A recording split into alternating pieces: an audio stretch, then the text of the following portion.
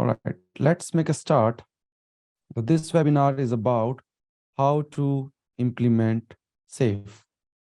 And rather than going through lots of slides and presentation material, I thought why not to make it a practical one, a practical webinar where you are actually going through the steps which you will anyway go through if you're trying to implement SAFe in your organization. So this is called big picture on your screen in front of you. And this is the big picture of SAFe 6.0, the latest version out on 15th of March, early this year. It's a very big upgrade. A lot of things have changed and very exciting changes are there on this big picture. Now, everything we do here in SAFe is aligned towards gaining the business agility. So let's keep that in mind always, that we are trying to make our business, our organization agile, and that's why we are doing it. It's not about a team agility. It's not about an individual agility. Of course, that matters, but here we are talking about scaled level of agility. And it has got a lot of other things, like you have lots of competency to be aware of. You have lots of different roles you would like to be aware of. And then, of course, you have various practices across the framework that you would like to be aware of. But the focus of today's webinar, this session, is I want to make you aware and make you friend with this implementation roadmap. Once you know the framework, you have gone through the enough education, whether you are reading books about it or spending time on the big picture website, or you have attended a course. In any case, eventually you will be in a position where you would like to implement the roadmap, implement the SAFe framework. And there's a very good asset given here for that. It's called implementation roadmap. So again, I'm not taking you through any spreadsheet or slides or templates. I'll be just going through this in a way that, just a minute. So I'll be going through all the steps of this implementation roadmap in a way so that next time when you see it, it doesn't feel like a complicated thing for you. Okay, so how does it all start? The first step in the implementation roadmap is go SAFe. This is the point where your organization has decided they want to roll out SAFe. Now, sometimes it cannot be a very black and white go SAFe decision. There can be, sorry about the call. There can be partial yes or no, and practically you might be in a situation where, yeah, we are going SAFe, but we have our own version. We have our own way of doing it. I'm not catering to that. What I'm trying to cover here is if you have decided to go SAFe, what will you do? So there are these steps given in the roadmap. If you follow these steps, you will be basically choosing the path of least resistance. There will still be some issues, but it's a tried and tested path. And I'm going to make you aware of this path. Maybe you are a trainer that will help you training your participant, your learner, and maybe you are a consultant. In that case as well, it will be useful for you. So when you decide to go SAFe, the first step is to run a SAFe executive workshop or leading SAFe training program for your stakeholders, top stakeholders, or maybe both of them. So you need to make a call on that.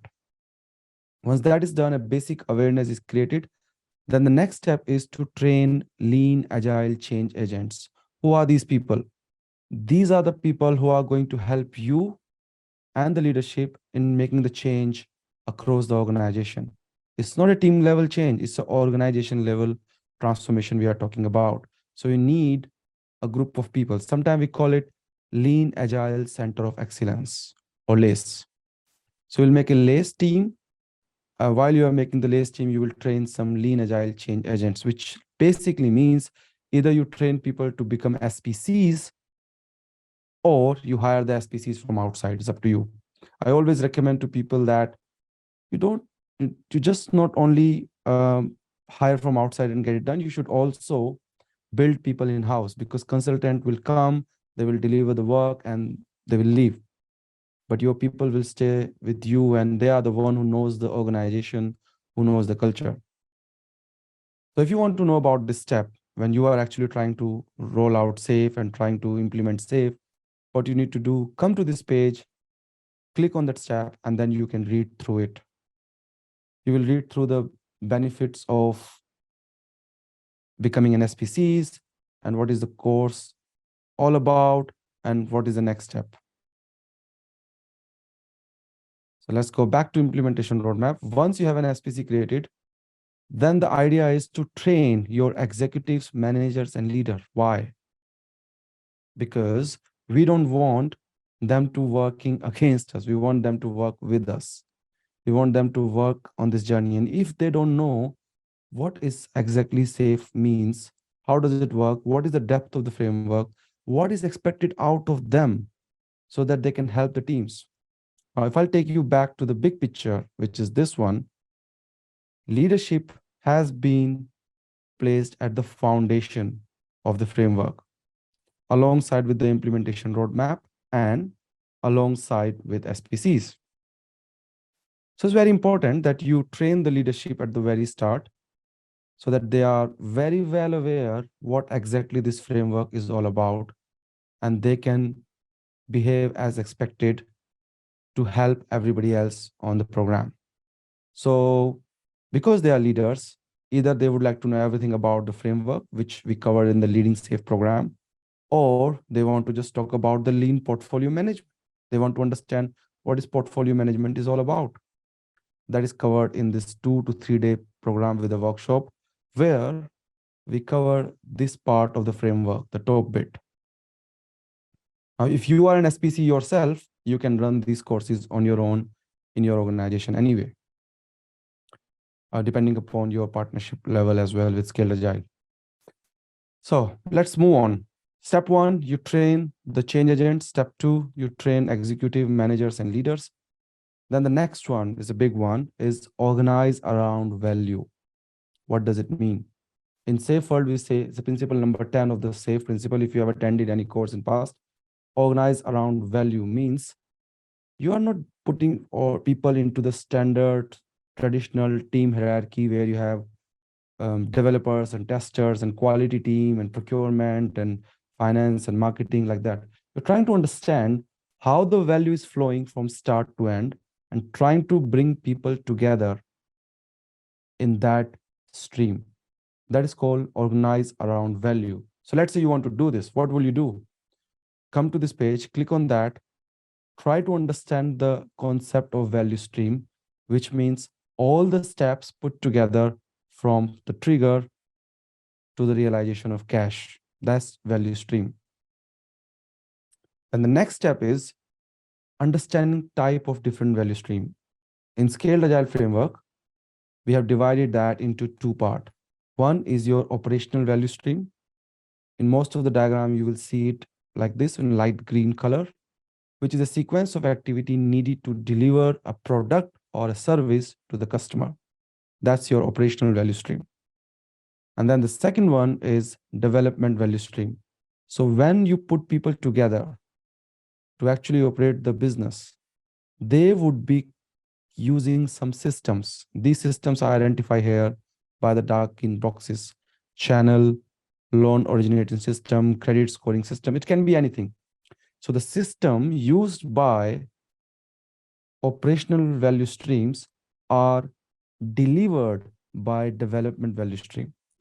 In this case, the example I'm taking here, credit scoring system, this is a system used for eligibility decision and underwriting.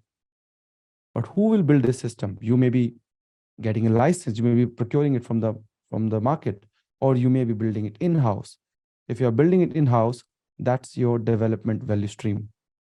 So it's very important in the flow of implementing SAFe that you understand the operational value stream of your organizations. Then you understand what systems need to be built in-house, which you want to track. You don't track those systems which are easily available, like Microsoft Word and spreadsheet and PowerPoint. You can just buy it off the shelf and use it. System where you want to track the people, budget, their performance and everything, We're talking about those systems. So you bring these people together. So you need to understand first how the value is flowing, what are the systems there. And then you find out, I'll go further a little bit. Then you find out what are the people required to build these systems. And then you make a group of these people in a right number. And that right number in the Scaled Agile world is 50 to 125 people roughly in one development value stream. The moment you have more than that, you should start asking your question, is it worth having a bigger bigger value stream together, or you want more? In Scaled Agile world, we call it Agile Release Train. But conceptually, this idea is we call it development value stream. So one development value stream, I'll go further. These light bluish, greenish lines, they represent value stream. There can be various scenarios. It is possible that you have one agile release train for multiple development value stream. It is also possible that you have one agile release train for one development value stream, or you may have more than one train on one development value stream. So train concept is largely around number of people. How will you divide these people together so that you are putting them in a number between 50 to 125? There can be more people on the development value stream, and then you can break it down into smaller number and put it into multiple trains. So I'm not going into the detail of the step, but I'm just making you familiar that organize around value is creating these virtual team of 50 to 125 people called Agile Release Train, which is basically a manifestation of the concept development value stream. And development value stream are those people and system, those people who come together to produce the system, which will be used by operational value stream. So that is step 3 done. Once you have done that, by the way, to do this step, you may like to conduct a safe value stream and art identification workshop. If you are an SPC already, or if you have done the leading safe course or any other safe course, you might have the access to the toolkit in your Scaled Agile account. Please log in into that, download the toolkit and use it. Okay, the next step is creating the implementation plan. So what happens when you create the implementation plan? Let's look at this. You click on the link, you land up on this page. So what you do is you first pick up the first value stream and you create a value stream canvas. That means you note down everything about the value stream you have picked up to launch the train first. That is the first area, basically in layman terms, the first area where you want to bring this change in your organization. That's where you will start, and you will note down everything like what solution it will produce, what channel it will support, customer segments, budget, KPIs, what will be the trains. So if the value stream has, let's say 300 people, you might like to create 3 trains of 100 people each. If the value stream has 155 people, would you like to have just one train of 155 people, or would you like to break it down into 2, where one is 90 and another one is around 65? Lots of parameters you need to think about their geographical location, time zone, culture, political reason behind it. That's how you need to come up with its train. In nutshell, whenever you get confused about the term agile release train, it's just a team of multiple agile teams. One agile team, around about 10 people, you put 5 these team together, that's your one train. We call it train because it doesn't stop. Like in projects, you have a start and end date. The train keep on going and delivering value until we want it to stop. It's not project based, it's a flow base. All right. So creating the implementation plan we were discussing. Let me just quickly go through that. And then out of this value stream, you choose the first art where you want to put focus on. And then you create a roadmap of the first art. What you will do in next PI, what will you do PI after that, and PI after that. So the next PI is the PI which you are committing for. You have more surety and clarity about what you are going to do. The next 2 PI after that, you may not have much clue about it. but you're putting all the ideas and forecasts there. You've started thinking about the future as well. And then you will move on to the next step because you have created the implementation plan. You know what you're going to do next. And after that, now will you do further preparation for launching your first train.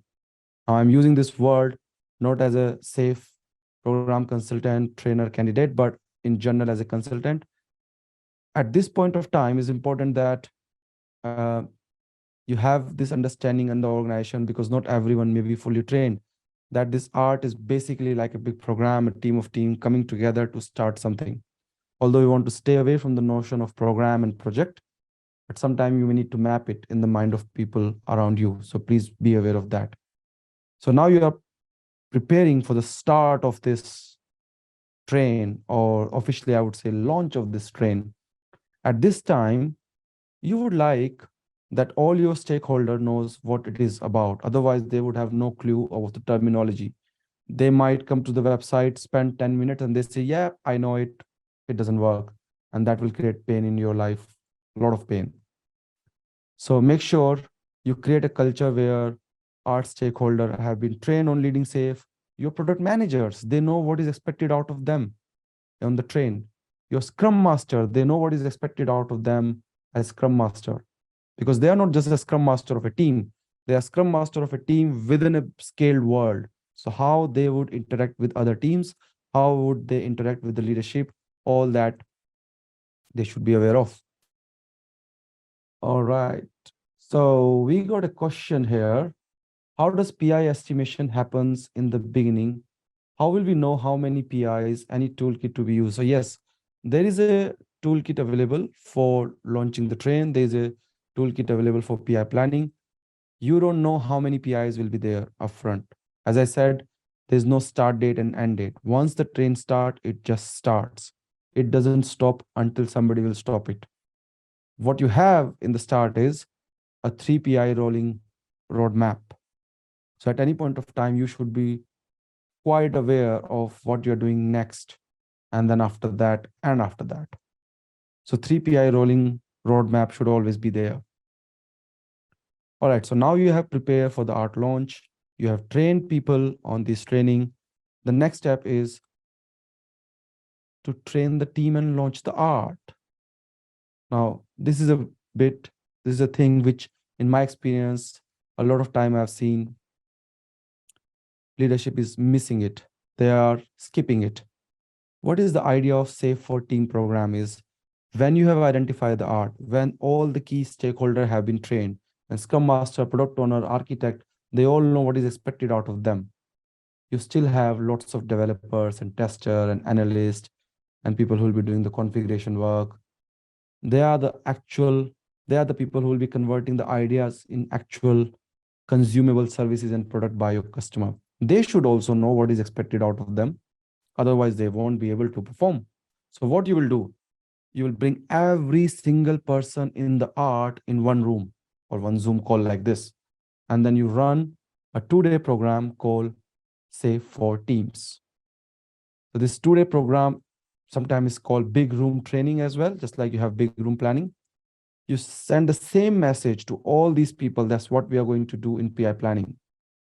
They all have the same trainer, same material, same experience. So there's the idea of conflicted thoughts, you are diminishing that. So how does it work? We call it quick launch approach, quick start approach. So how does it work? In a typical week, Monday, Tuesday, you bring everyone into the room and conduct a program called Safe for Teams. Train everyone at the same time, cost-effective way. Monday, Tuesday, that is done. Next 2 days, Wednesday and Thursday, you do PI planning, the heartbeat of Scaled Agile Framework. I'm sure whoever is on the webinar, they must have heard about PI planning. We used to call it program increment planning, but now PI has been rebranded as planning interval. So it's planning interval planning. That's the new change coming in Safe 6. So first 2 days, train everyone, all the roles, senior, juniors, everyone in one room together, learning what is expected out of them in the PI planning for 2 days. Remember, it's a costly meeting.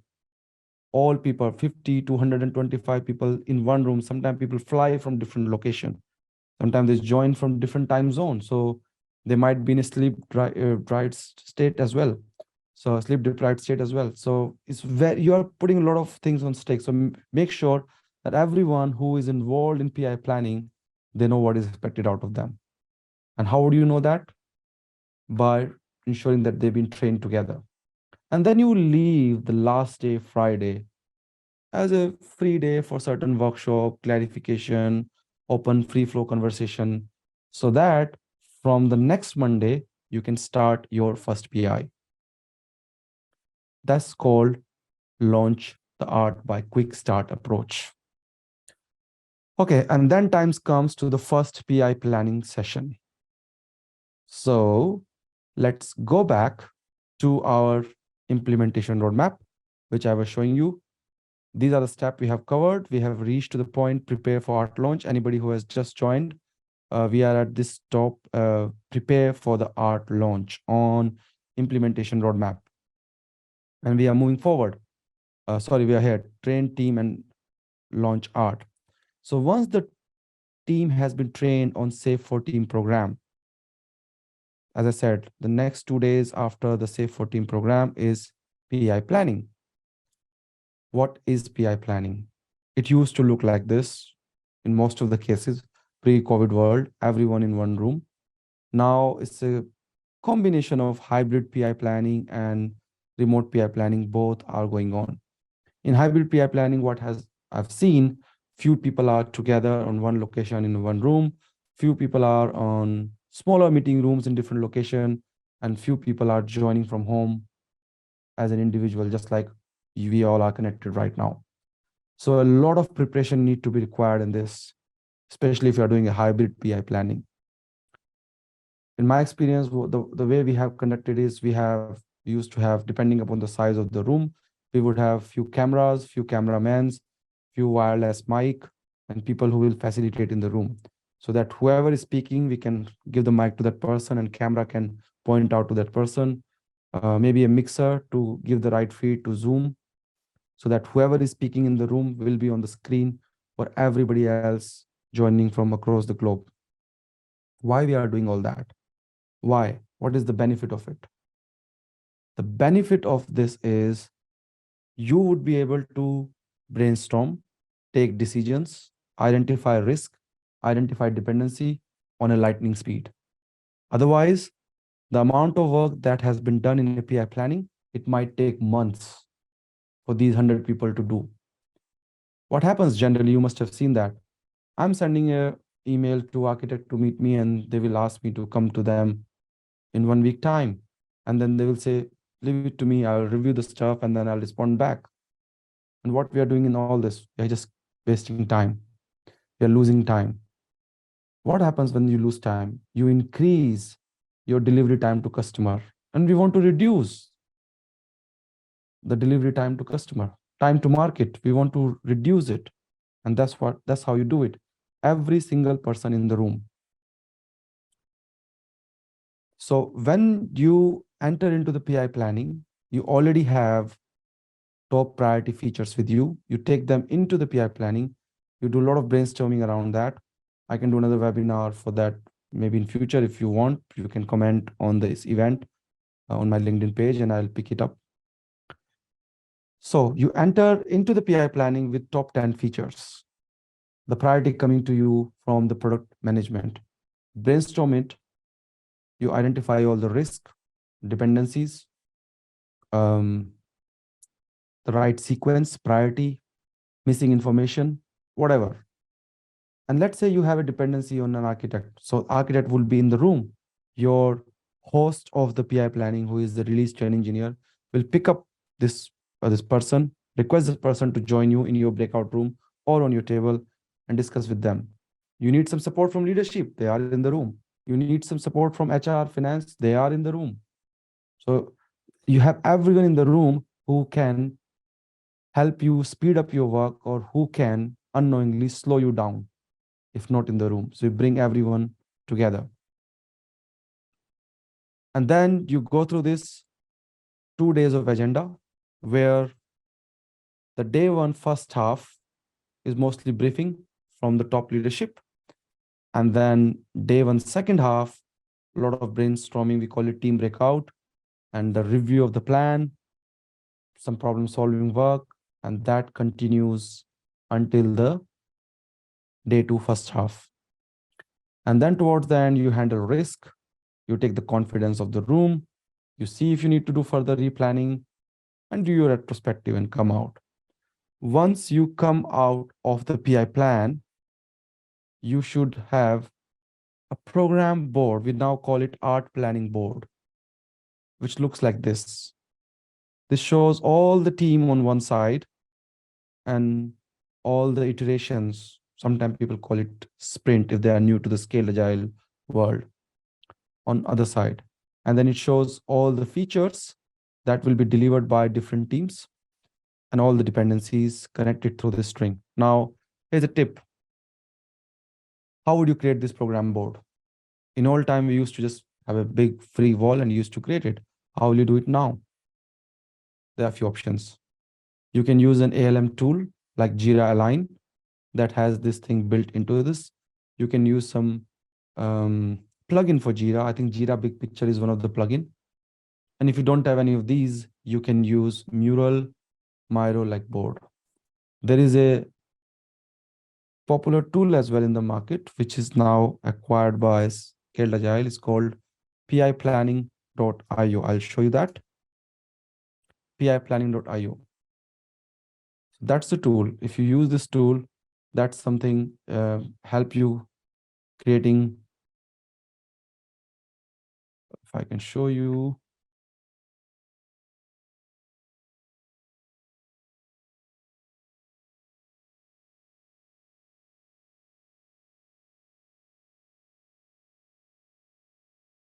So I'm randomly going somewhere.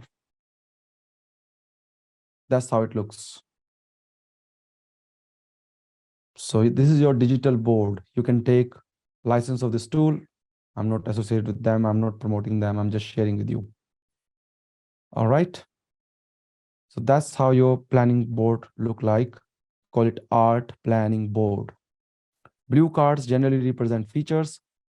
Pink card or red card represent dependencies, and orange card represent event. Feel free to add other cards as well if it is important to visualize your work.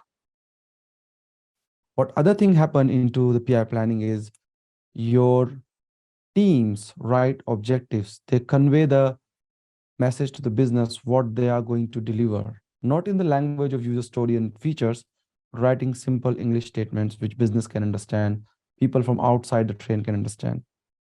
That's what they do. And business will provide score on these objectives, saying, if you will deliver this for me, that is the business value for me of this item.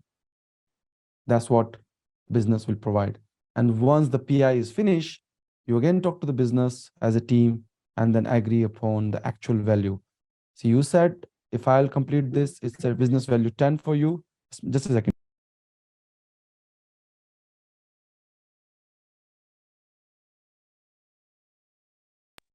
Oh, this Alexa everywhere.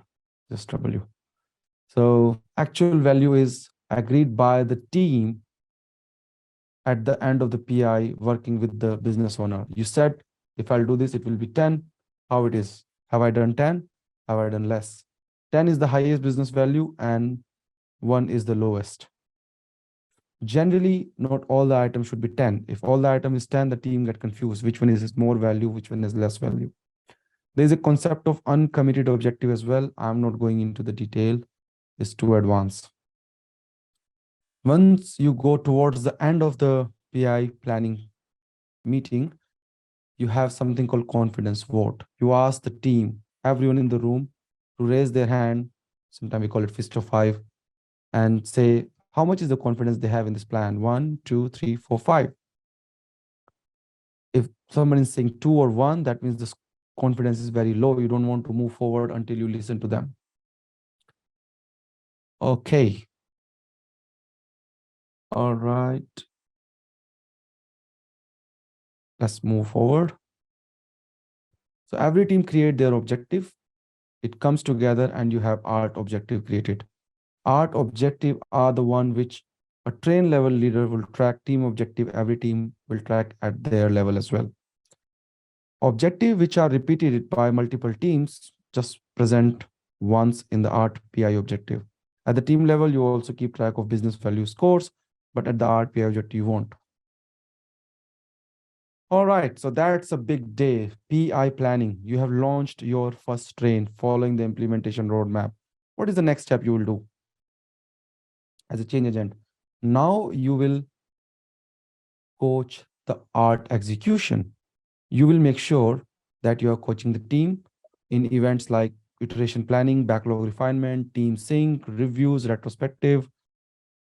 You ensure that the developers and other technical people are getting educated as well, whether they are going for architect level training or agile software engineering or DevOps. They are getting trained, they are getting better at what they do.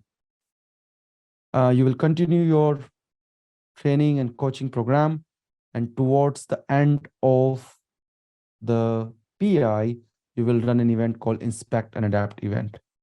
So let's go and see. Once the PI finishes somewhere here, what would you do? Remember, we are doing it first time. That's why we want to know how it works. If you will repeat it, it will be much easier for you. So as you reach to the end of your PI, you will run an event called Inspect and Adapt. Now, when I say you will run, this is the responsibility of release train engineer, who is basically a chief scrum master. But as an SPC or as a change agent, which hopefully is your role, if you're on this webinar, you will be helping the RTE running this meeting. Or if you are an RTE and still you want to know more about it, yes, that's your responsibility to run, inspect, and adapt. If you are a scrum master or if you are a team member, you will be participating in inspect and adapt program. It's a half-day event, happens at the end of the PI. It is divided into 3 parts. These are the 3 parts. First is a demo, then some quantitative and qualitative measurement, and then you do a retrospective and problem-solving workshop. So remember, I was telling you in the PI planning, business will come and they will give values, business values to each objective. In this event, you will again meet business owners and discuss with them what is the actual value, which I was highlighting earlier as well. Based on that, when you collect the planned business value and actual business value, you know what is the performance of the team. Is each team performing 100%, 50%, 60%? You mark that performance on a chart like this called art predictability measure. If you're using some tool, this will be done automatically for you. If you're using spreadsheet, there are templates available. If you have done some course, Scaled Agile, you can log in into your account and download some templates and use it. So once you have done it, then you will know where is the problem. Like in this case, I can see there's some problem with team A. The graph is going down. Then the next step is you will get into retrospective. Is it a team level retrospective? No, it's a train level retrospective. Before SAFe 6.0, I would have said it's a program level retrospective, but now we don't use the word program. So it's a train level retrospective. You find out what are the problems. Then you ask people to vote on those problems. And then you pick up the top voted problem. And then you take that biggest problem into a problem solving workshop, which goes through these steps. You write the problem, then you apply the root cause analysis and 5 whys analysis. Basically, to find out the root cause of the problem, ask yourself 5 times why this is happening. Why this is happening. Ask this question 5 times until you reach the root cause. Then apply Pareto analysis to vote out those problems which are not important. Just pick up the one which is the top problem and then rewrite your problem statement based on the biggest root cause. Brainstorm some solution around it and put them into your improvement backlog. Few quick tips here. When you are writing the problem or your team is writing the problem, please make sure that they can write the problem in a terminology like this. What has gone wrong, when it has gone wrong, where it has gone wrong, and what is the impact. If they are not able to write like this, maybe they don't understand the problem fully. There's a saying that a problem well written, well explained is half the solution. So please make sure the problem is well written, well explained. And as I said, then you apply the 5 why analysis until you reach out to the cause. You can use a tool like fishbone diagram like this, where when you are trying to solve the problem, you are thinking about process, people, tools, program, and environment, different areas where things can go wrong. And then you pick up the bigger thing, you restate the problem, and then find out the solution. Oh, so it's been a journey. What we have done, we have started from training the change agents to training the executive managers and leaders for the new people on the webinar right now. Then we have organized around value, third step, where we have done the value stream and art identification workshop. Very, very, very important step. This is, then you create the implementation plan. You do a little bit more trainings and education and a bit more planning to prepare for art launch. You make sure everybody understand their role. Now, according to the Scaled Agile, they should attend this training. In your case, you make a judgmental call. Do they need to be on training, or they can just spend some time on the website, or you can teach them and train them and guide them. In any case, they should be aware what is expected out of them. Otherwise, they will unknowingly mess up your train launch and your PI execution. And then another very, very important event, you bring all the people on the train in one room and you teach them on Safe for Team course. What is the expectation from the whole team? And then you do PI planning. You go into the PI planning with top 10 features around about that. You come out with the PI planning with a clear plan of next PI, which is very close to 1 quarter, but it can be slightly less as well. In some cases, slightly more as well. During the PI execution, you continuously coach the team. You train them, make them better at their craft, at their skills, bring the idea of innovation, make sure people have autonomy. They are free to do whatever way they want to do, as far as you have given them the clarity. What is the destination? How they reach the destination, leave it to the team. Then at the end, you will do inspect and adapt. See how you have performed together as a big team, what we call as a train. What could you improve if you have to do it again? How will you make the next PI better than this? Once you reach there, it's a big success, celebrate it. And then the next step is launch more art and value stream, because now you have picked up one area in the organization. You can go around and work in the other areas as well. All right, so what will you do? You can now think about large solution layer. If you see on my screen here, this is the large solution layer. You have just launched one train, you want to extend it. Think about what aspect of the large solution applies to you. Do you want to introduce the idea of capabilities? Do you want to introduce the idea of solution management and architect? Maybe not, maybe yes. Maybe you just want to launch another train. Maybe you just want to create a whole layer of management. You need to make a call on that.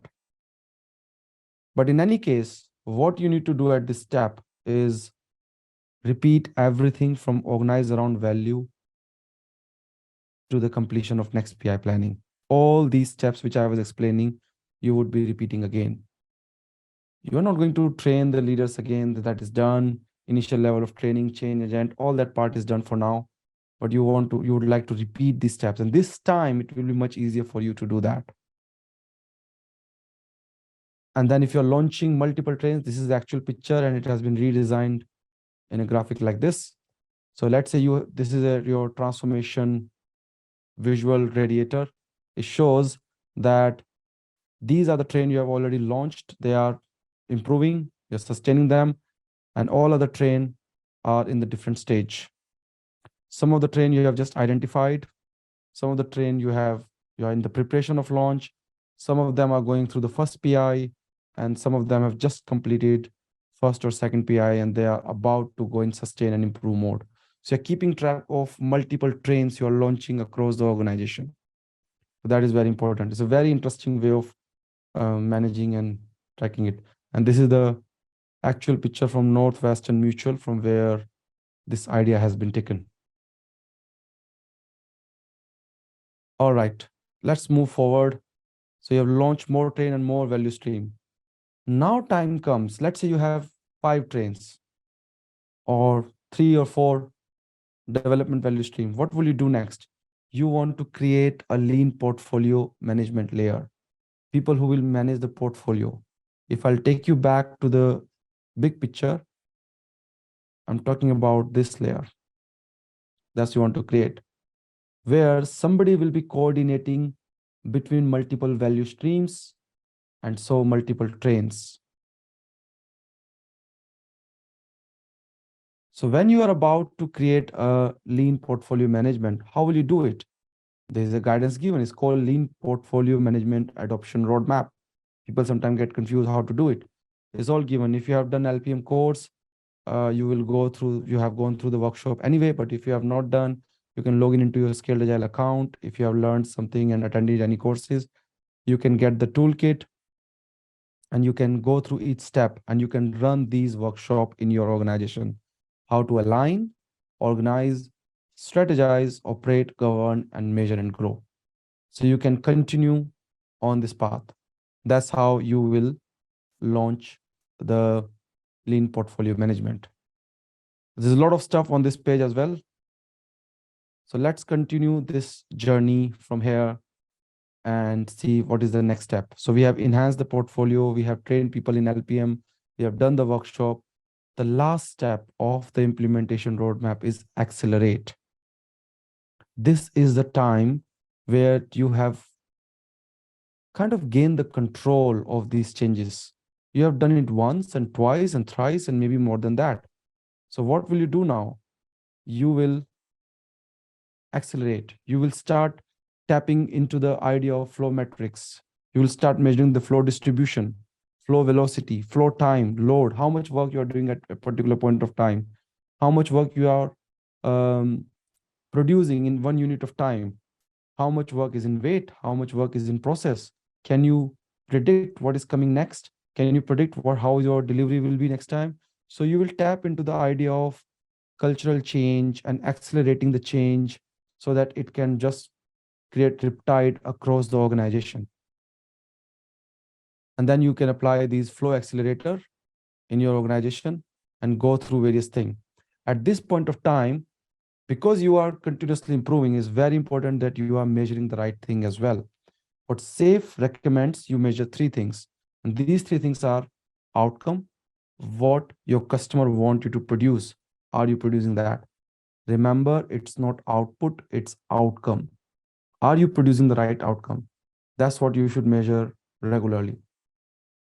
So that is basically around your effectiveness. How effective you are in doing the right thing. Are you doing the right thing?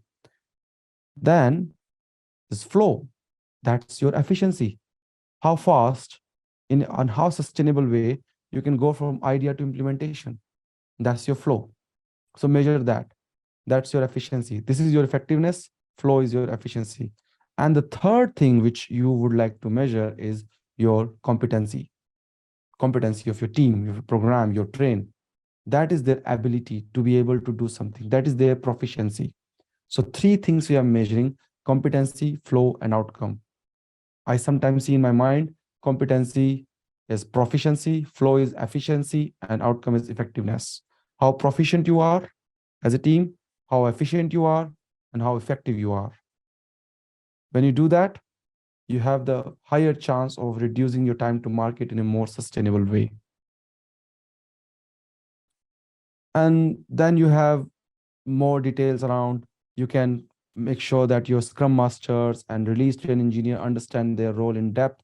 They are becoming more seasoned. They are helping you in overall improvement across the train, within the team, with the leadership.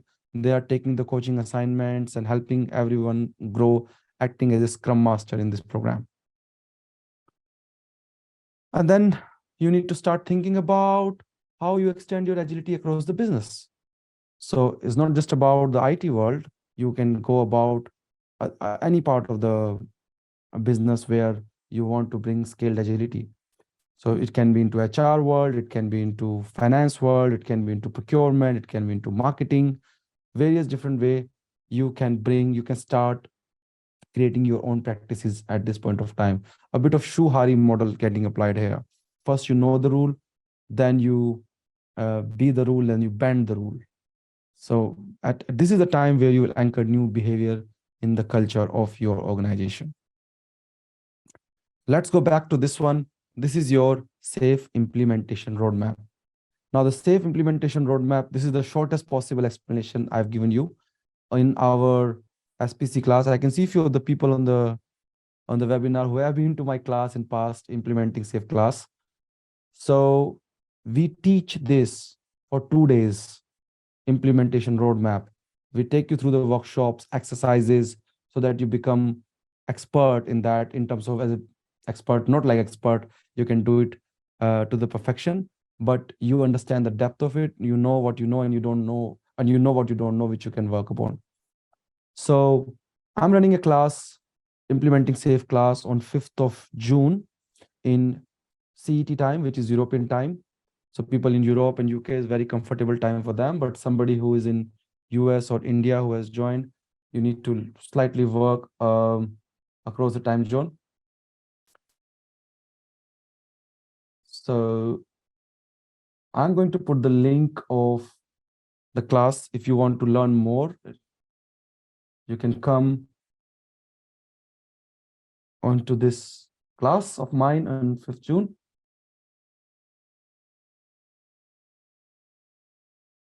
And anybody who is going to book the class, special code for anyone who is in this course, this is a special code you can book. It will reduce the price by 30%, and it is valid only for 24 hours. It will stop working tomorrow. If you want to take time to decide about it, it's a big decision to come on a class like this, whether it's important for you or not. I will share another coupon code as well, which will reduce the price to 20%, but that will be valid after tomorrow as well. So learn about this in detail in your role, whatever you are doing, and then you can help each other person as well.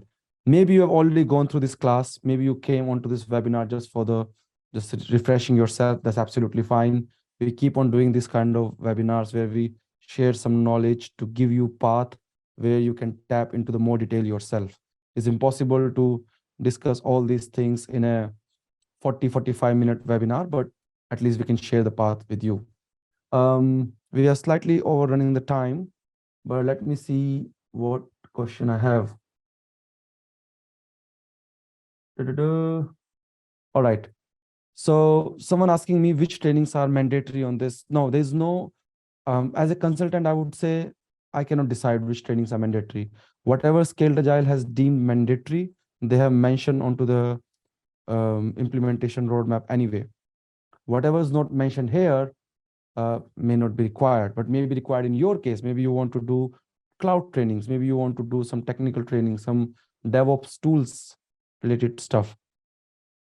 But from the Scaled Agile perspective, whatever they deem to be true is mentioned on the roadmap. If you want to skip some of this, you should be very aware why you are skipping it. What will be the result of that? I've seen organizations skipping safe for teams and paying a big price for that. The whole PI just get into mess. The cost is much higher. Again, to bring momentum and motivate the people and then do this. So that's what it is. What is the next question? Duration for the planning of first 3 year. Okay, so PI planning is a 2-day event. Now, if 2 days less for you, you can have a third day as well, depending upon your situation. I have done PI planning, which took half a day for 4 days. In that client situation, they couldn't spare the whole day. It was remote PI planning, so we have to prepare for technology challenges. Sometimes connection was down and this and that. So and then people are feeling bored sitting on the desk for 4 hours, 5 hours, more than that. So we decide we will do half a day for 4 days. We have done that. Sometimes we have done around 5 to 6 hours for 3 days. So it's up to you. I recommend generally to keep some time in buffer, as I was showing onto this picture here. Quick launch. Friday is kept as free. If you are doing safe for team on Monday, Tuesday, PI planning on Wednesday, Thursday, then Friday is free to do anything. That's what you do PI planning. Then the actual PI would run for 10 weeks, 5 iteration. or a quarter, roughly around that time, in your context, whatever makes sense. And then you will do next PI planning. So that's how you go from PI planning to PI planning. All right. If anybody has any other question, they can ask me. I can take a 30-second pause. You know about the link of my next class where I will be teaching about this in detail. And you got the coupon code as well. If you want to ask anything, you can just put into the Q&A section and I will try to answer that.